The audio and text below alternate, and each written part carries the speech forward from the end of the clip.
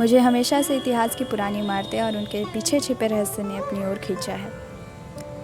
आप भी कभी बनारस आए होंगे तो आपको ये शहर आधुनिकता और अध्यात्म के रंग में रंगा दिखता मिलता होगा, लेकिन शहर की भीड़-भाड़ से दूर कंदवा में मैं और मेरे पापा आज एक ऐसे ठिकाने पर खड़े हैं जो समय के पहिए को तकरीबन 1500 साल पीछे घुमा देता है, और ये है कर्दमेश्वर महादेव।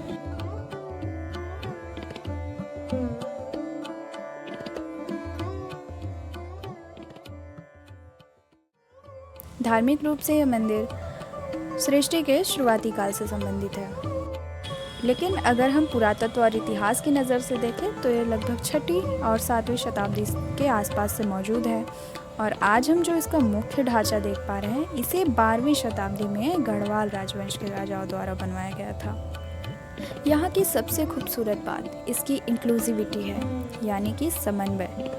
भले ही ये एक शिव मंदिर है, लेकिन इसकी बाहरी दीवारों पर पत्थरों को काटकर भगवान विष्णु, विश्वकर्मा, त्रिपुरारी, सूर्यदेव, नदी देवियाँ जैसे गंगा और यमुना, उनकी सजीव मूर्तियाँ बनाई गई हैं और लगता है कि ये अभी बोल पड़ेंगे।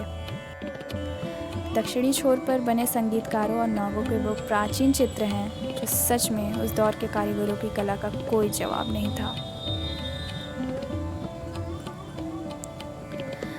इतिहास के पन्नों में ये एक सवाल हमेशा गूंजता है कि 17वीं सदी के उस दौर में जब काशी के लगभग सभी प्राचीन मंदिर ध्वस्त कर दिए गए थे, तो यह अकेला मंदिर कैसे बचा।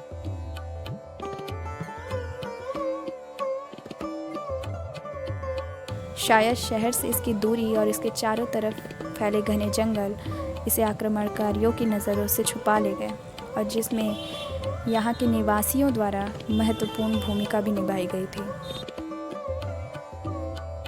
हमने मंदिर की दीवारों को बहुत ही करीब से देखा और हम देखते ही रह गए। इसकी बनावट को पंचरस शैली में बनाया गया है।